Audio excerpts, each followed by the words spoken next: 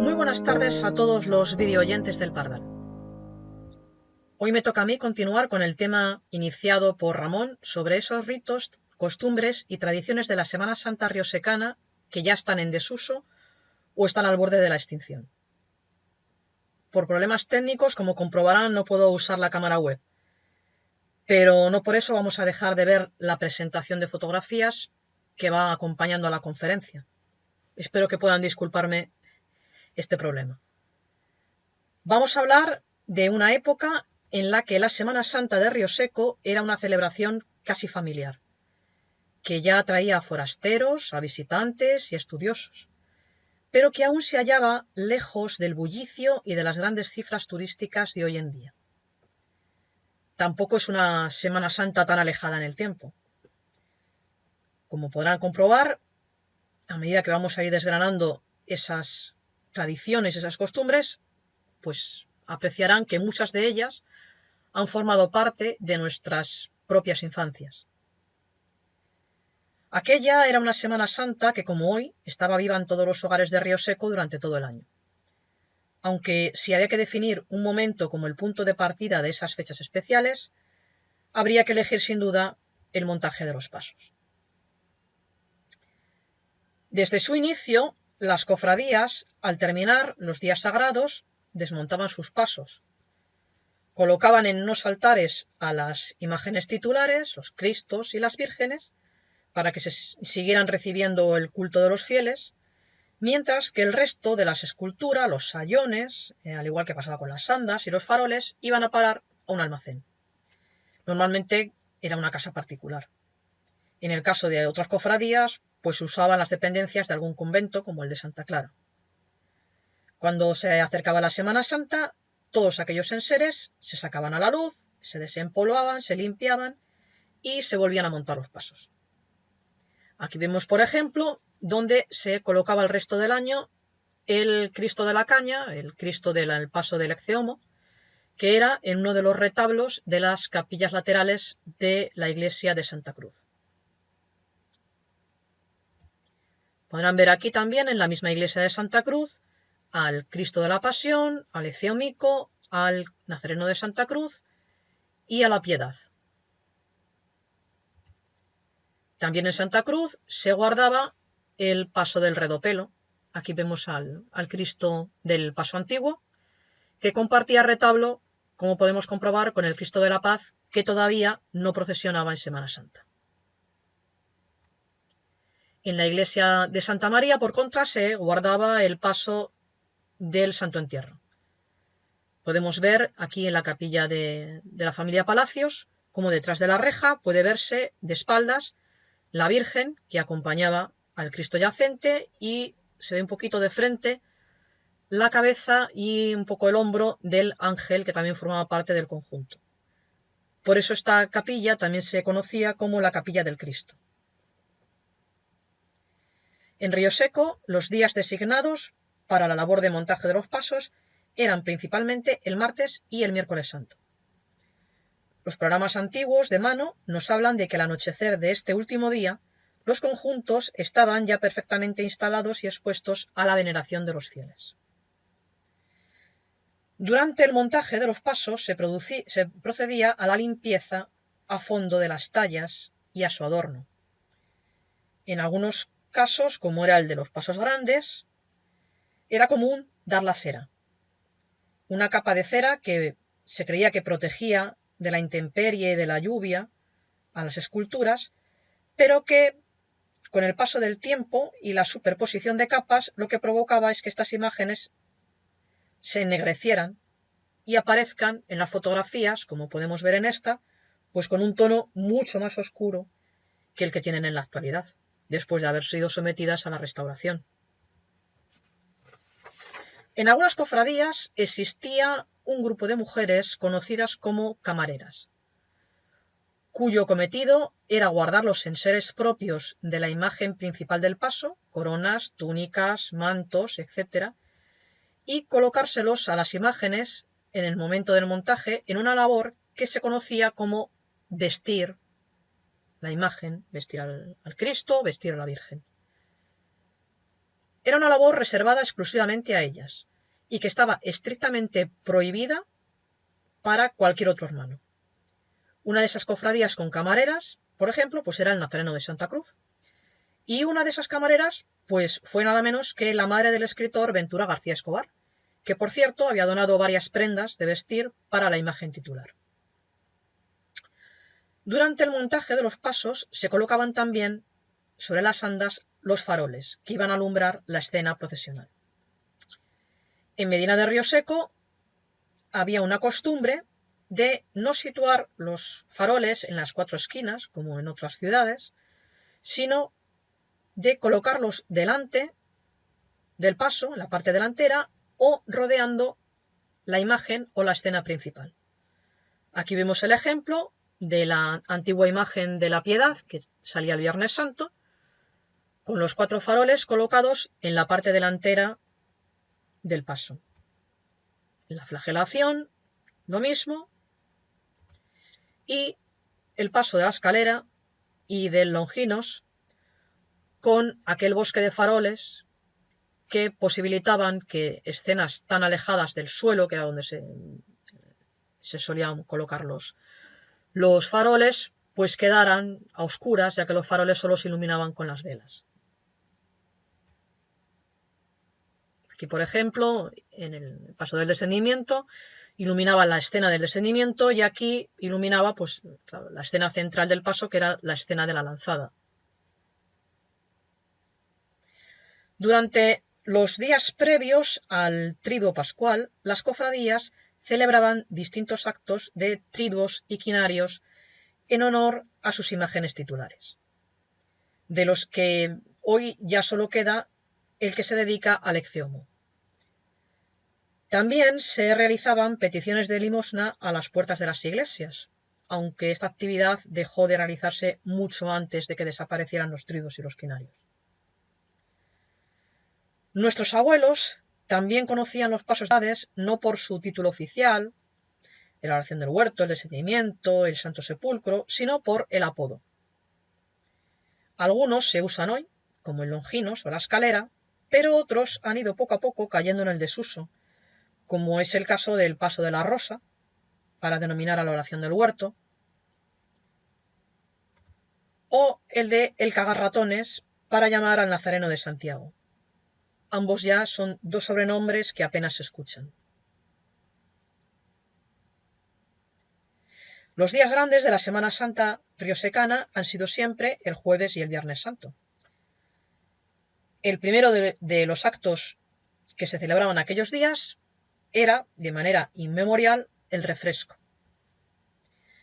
al que antiguamente solo acudían los hermanos que sacaban el paso: el tapetán, el Jueves Santo, el banderín y el mayordomo convidante. El resto de los hermanos tenían vedado el acceso al refresco. El agasajo tenía lugar siempre en la vivienda del mayordomo de ese año, que antiguamente, cuando las cofradías eran gremiales, se les conocía como cabezaleros. Este convite consistía en café, licor y tabaco. Estaban acompañados por algunos dulces típicos que estaban realizados y servidos por las mujeres de la familia, que pese a la cercanía con el mayordomo, tampoco tenían permitida la participación en el refresco. El Viernes Santo por la mañana, los refrescos se celebraban terminados los oficios y antes de comenzar la procesión. Durante el refresco existía una tradición perdida que era la de enseñar la mesa o enseñar las mesas, consistente en exponer al público las mesas con toda la vajilla y la cubertería ya dispuesto y colocado para la celebración de las cenas de hermandad, que en el caso del Viernes Santo por la mañana era una comida. A esa cena o comida de hermandad, a la que sí asistían el resto de hermanos de la cofradía, y que también se celebraba en la casa del mayordomo de ese año, tampoco tenían permitida la entrada a las mujeres, ni siquiera las de la familia del mayordomo. Su papel era el de cocineras y camareras, lo que en muchos casos incluso las imposibilitaba para asistir aquel año a la procesión. El pardal iba buscando, terminados los refrescos, una por una, a todas las hermandades que se dirigían sin un orden establecido al ayuntamiento. Allí, al igual que hoy, les esperaban las autoridades civiles y la banda de música. Algunos riosecanos, de mucha edad, incluso recuerdan cómo los propios cofrades acudían al consistorio con la túnica al brazo, y una vez llegados allí, dentro se vestían. Terminados los saludos protocolarios, comenzaba el desfile de gremios, que solo tenía, por tanto, un único recorrido, del ayuntamiento hasta la iglesia donde se celebraban los oficios. Al contrario que hoy, que tiene doble recorrido, de ida y de vuelta. Por eso, en la famosa grabación del año 29, que vemos aquí, las fotografías,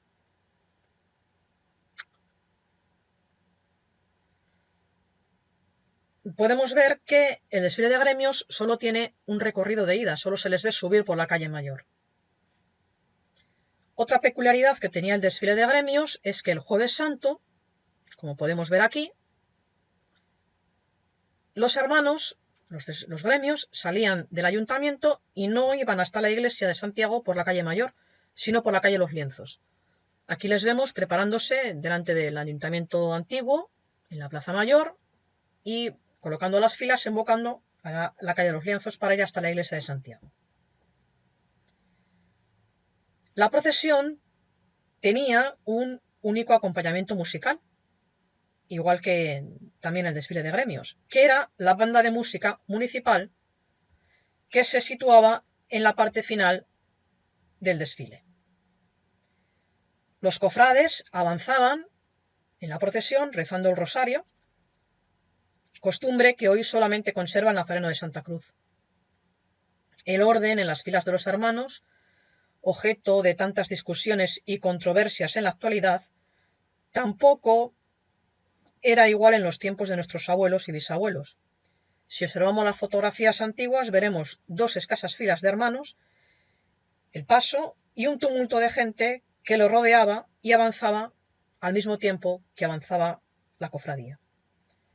Ese barullo se organizaba, sobre todo, a la llegada de los pasos a San Francisco. Al igual que ocurre hoy, la Plaza Mayor marcaba también entonces el fin de la preocupación por la disciplina y el rigor en la procesión. Otra curiosidad que puede observarse en estas fotos antiguas es cómo todos los hombres, adultos, viejos y niños, aparecen con la cabeza descubierta, sin sombreros, sin gorras o sin boinas. Lo hacían como señal de respeto, al contrario que las mujeres, que por el mismo motivo se cubrían las cabezas con mantillas, pañuelos o incluso con los propios mantones que usaban como abrigos. Aquí vemos, por ejemplo, voy a señalar con el puntero, a un niño con el sombrero en la mano. Otra curiosidad también que sorprenderá a los más jóvenes, seguramente, es que los pasos no se bailaban, ya que la costumbre de bailar los pasos comenzó a realizarse en Río Seco bien entrado los años 60, a imitación de lo que se hacía en la procesión de Zamora. Y otra más es que, durante el transcurso de la procesión, los negocios que estaban ubicados en las calles por las que pasaba en esos momentos el desfile, se cerraban, se apagaban las luces y permanecían en silencio y sin ruido hasta que ya acababa de pasar la procesión. Aquí vemos una fotografía de la banda de música municipal durante la procesión del Viernes Santo desfilando por la calle Mayor. Esta fotografía es del año 1930. Los cofrades acompañaban a la imagen titular de su paso alumbrando con faroles, de los que existían varios modelos. Los más antiguos consistían en un palo de madera sencillo con una cazoleta del mismo material tallado o de metal.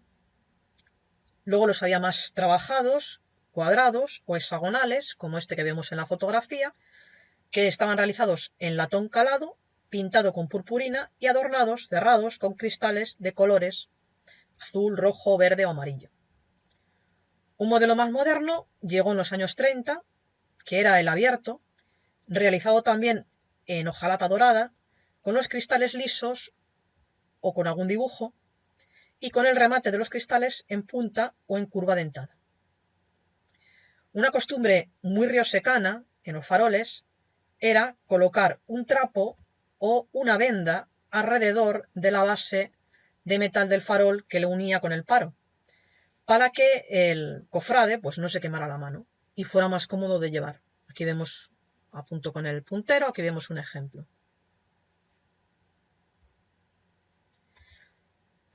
Una tercera manera de alumbrar el paso pues era pues con un cirio o con un velón sencillo en la mano, como vemos aquí, un ejemplo en este muchacho y luego en este otro hombre que lleva también un cirio en la mano, mientras que esta niña lleva aquí un farol pequeñito.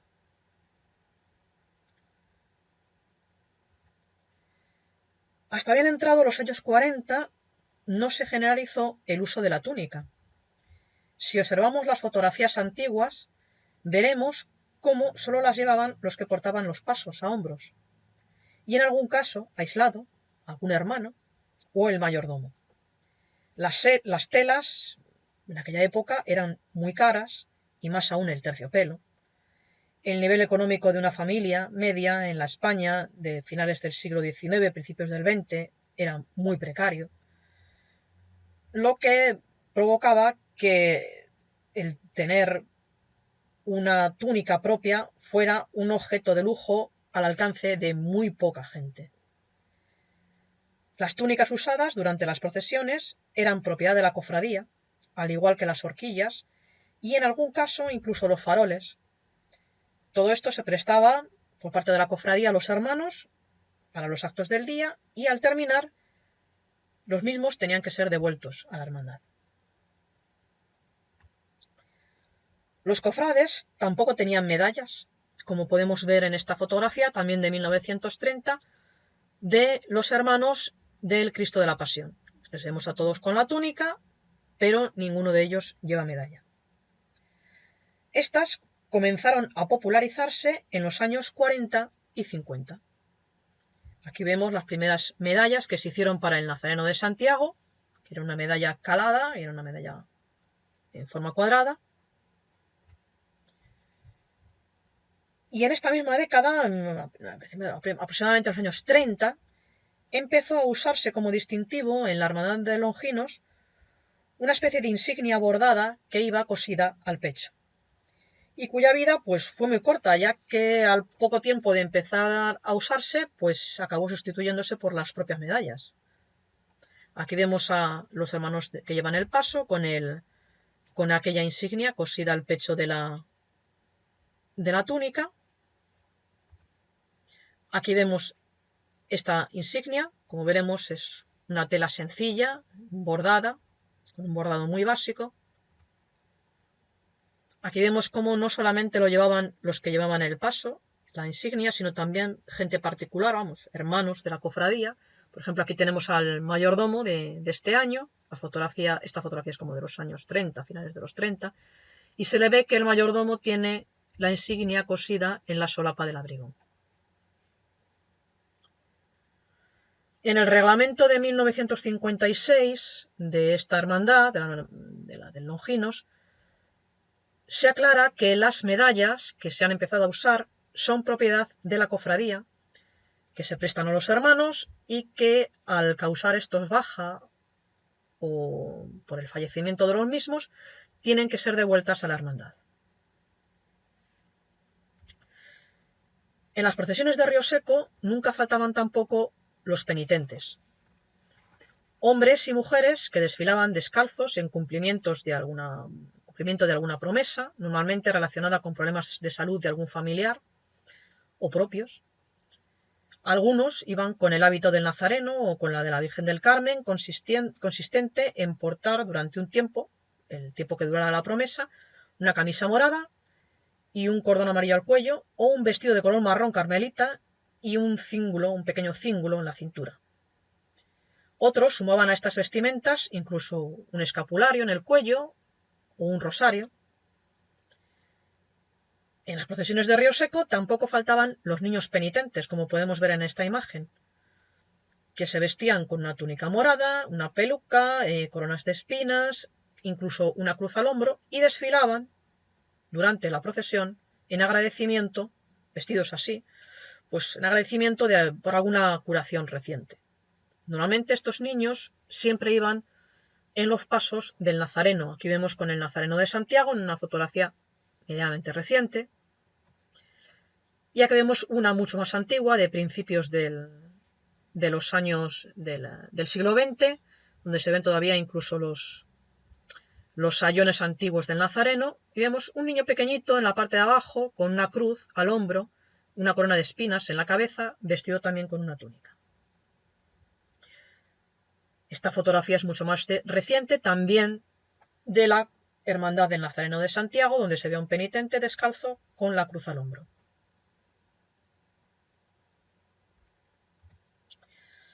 Durante el recorrido de los pasos realizaban diferentes paradas como descanso, llamadas posos, y era un momento en el que la gente aprovechaba para hacerse la fotografía de grupo, pues con otros familiares o con otros amigos,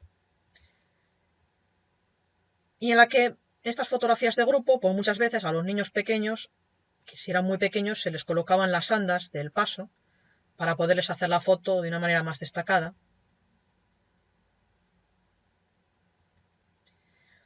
Al terminar la procesión del Jueves Santo existió durante algunos años, en la década de los 70, una costumbre bastante controvertida, consistente en llevarse como recuerdo los claveles del adorno floral que tenía la Dolorosa. El público literalmente asaltaba el paso, de una manera que en ocasiones era tan violenta que ni los propios cofrades podían contener a la gente.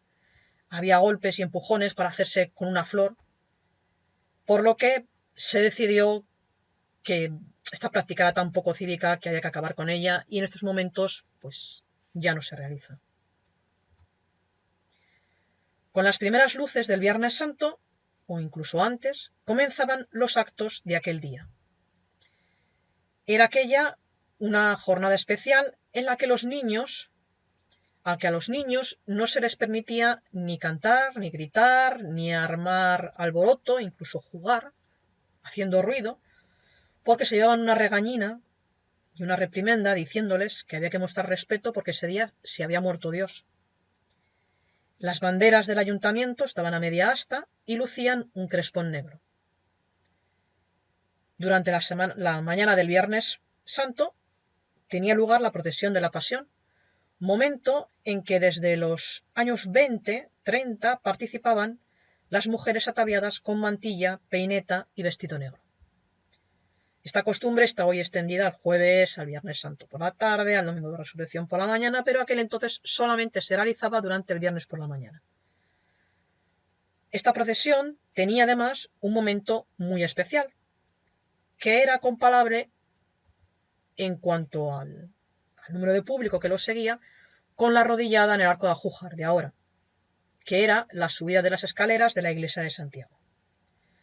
Como sabemos, pues los pasos durante su recorrido en la procesión iban entrando dentro de las iglesias a hacer la estación de penitencia, y al llegar a la iglesia de Santiago el Viernes Santo, pues entraban por una puerta, salían por otra, y la puerta por la que entraban era la puerta plateresca que tiene las escaleras.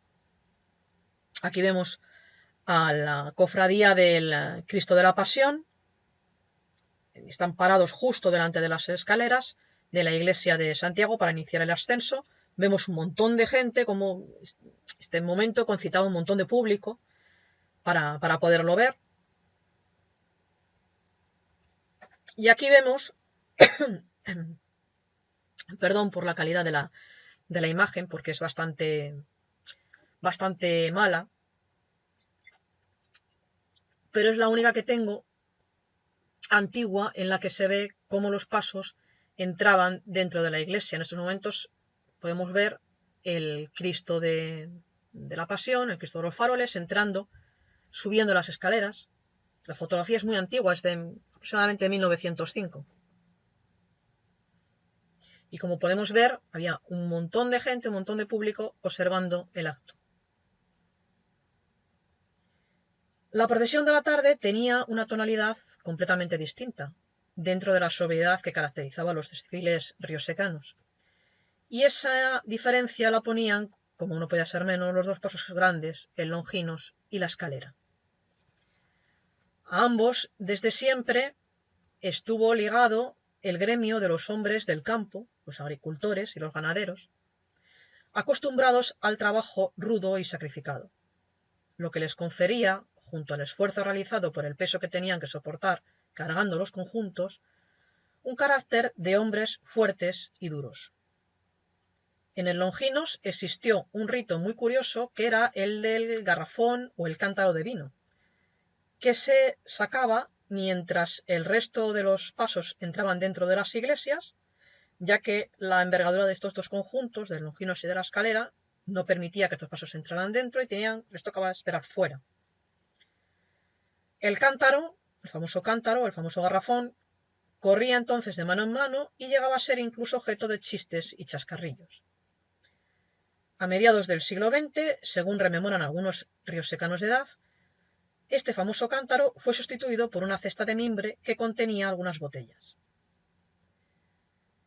En el reglamento de esta hermandad del año 1915 figura un apartado titulado Refresco en la procesión, que dice literalmente: debido al exceso de trabajo que origina la procesión, este gremio acuerda proporcionar un simple refresco que será un poco de vino con agua y azucarillo, estando encargados de este refresco cualquiera de la directiva que no llevara el paso con el fin de evitar cualquier abuso debido al deseo de refrescar por el abrumador trabajo que ocasiona nuestra procesión. En este refresco está prohibido fumar. Ya sabemos entonces lo que contenía el famoso garrafón o cántaro de vino, o las botellas de vino. No era vino solamente, sino que era un vino aguado y azucarado. El domingo de Resurrección ponía fin de manera oficial a la Semana Santa. Era un momento de alegría por la celebración de la resurrección de Cristo, pero a la vez de cierta tristeza interior para muchos porque había que esperar un año entero para volver a ver los pasos en la calle. Esa melancolía se veía compensada con algunos espectáculos programados en cines y en teatros para todos estos días de Pascua, que contenían pues películas y bailes. Y a la vez había atracciones para los niños, entre las que nunca faltaban los caballitos del tío Carreras y la caseta del tiro al plato, situados en la plaza de arriba. Aquí vemos un programa para el sábado de gloria del Cineomi. Aquí vemos otro del Círculo de Recreo, Casino de Río Seco y Hogar del Productor, con varias películas en el teatro principal. Pero la vida de las cofradías, lejos de terminar con la Semana Santa, continuaba. Seguía funcionando, por ejemplo, la cóngrega. La cóngrega era una institución de ayuda mutua que mantenían con aportaciones personales los hermanos del Nazareno de Santiago, y que se dio por finiquitada con la creación de la Seguridad Social en la época de Franco, ya que la finalidad de una y otra pues eran la misma. En esta misma cofradía también había otra curiosa tradición consistente en colocar sobre el féretro de los hermanos fallecidos un antiguo cordón del que vemos aquí los restos, que había sido usado en años atrás por la imagen del Nazareno de Santiago. El cadáver también se rodeaba por unos candelabros y una cruz de altar propiedad de la hermandad. Los hermanos que caían enfermos también podían contar como reconfortante con la compañía de este cordón siempre que lo solicitaran. Aquí vemos una fotografía del Nazareno de Santiago con el hachero que se colocaba delante del paso momentos antes de la procesión, donde se colocaban, donde los fieles dejaban los cirios, y sobre el tablero podemos ver estos famosos candelabros con unos cirios que alumbraban las imágenes. Luego, cuando empezaba la procesión, se quitaban. En la Hermandad de la Flagelación también tenían una tradición de las mismas características, con un cordón antiguo que se prestaba a los hermanos enfermos y se colocaba encima del ataúd de los fallecidos. Durante el año también circulaban por las viviendas de los hermanos las capillas domiciliarias, que eran pequeñas urnas de madera y cristal en las que había encerrada una imagen en miniatura, y tan solo se conserva, relacionada con la Semana Santa, una de ellas que posiblemente perteneció a la Quinta Angustia y que está hoy guardada en la capilla del Cristo de las Puertas, que es esta que vemos aquí, en la que se ve en su interior la miniatura del Calvario que compone el conjunto del Paso de Longinos. La Virgen del Pañuelo, el San Juan y el Cristo crucificado, que tiene un faldellín bordado de terciopelo, bordado en hilo de oro, y la parte del fondo está adornado con un montón de medallas votivas. Durante el año también se recogían en el libro de hermanos pues las altas y las bajas que se producían en la hermandad. Los hombres ingresaban aproximadamente a partir de los 15 años. Los niños recién nacidos, como ocurre ahora, de escasa edad, no se limitaban más que a acompañar a los adultos en la procesión o en el desfile de gremios, pero no llegaban a ingresar de manera oficial hasta que no tenían una edad ya cercana a la designada como mínima para sacar el paso. En el caso de las mujeres, ese ingreso no se producía nunca, porque las hermandades no admitían componentes femeninas, salvo con la excepción de las hermanas viudas de hermanos, que en el momento del fallecimiento del marido, si ellas lo deseaban, pasaban a formar parte de la cofradía en el listado de hermanas viudas. El resto de las mujeres desfilaban simplemente pues como devotas, muchas veces simplemente porque tenían devoción por una imagen o porque eran familiares de algunos cofrades. Aquí tenemos el encabezamiento de una lista de hermanas viudas, en este caso es de la Hermandad de Longinos. Estos libros de hermanos y de hermanas viudas, junto con el libro de actas, el de cuentas, el archivo de documentos y otros enseres, se guardaban en unos arcones de madera que eran custodiados por los miembros de la directiva en sus casas, o en algunos casos por el mayordomo, que era el responsable además de guardar la llave durante el tiempo que duraba su mandato. En el caso de la Hermandad de la Flagelación, como vemos aquí, se depositaba en una dependencia del convento de Santa Clara.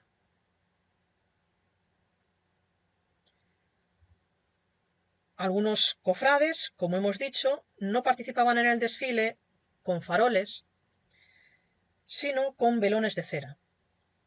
En muchos casos eran propiedad de la cofradía y se tenían que devolver al término del desfile, ya que se usaban después, durante los meses restantes del año, para el acompañamiento de los entierros de los hermanos. En otras, al término de la procesión, los cofrades se los llevaban a sus casas y los encendían en el momento en el que alguien de la familia estaba enfermo. En la Cofradía de la Piedad existía una tradición muy curiosa consistente en la aportación por parte de los miembros de cirios que se colocaban en el hachero delante de la Virgen. Estos cirios tenían grabados los nombres de los cofrades, labor que se realizaba con un alfiler y con pimentón, marcando con pimentón los nombres. Momentos antes del comienzo de la procesión se cortaba la parte que no se usaba y se dividía entre los hermanos para que los usaran para alumbrar el desfile procesional. Terminado el mismo, se devolvían a la hermandad, que los usaba para el acompañamiento de los hermanos difuntos en los entierros. Y con esto, pues, doy por finalizada mi aportación a este ciclo de conferencias, agradeciendo, por supuesto, a estas 3 personas el préstamo de fotografías para la realización de este montaje.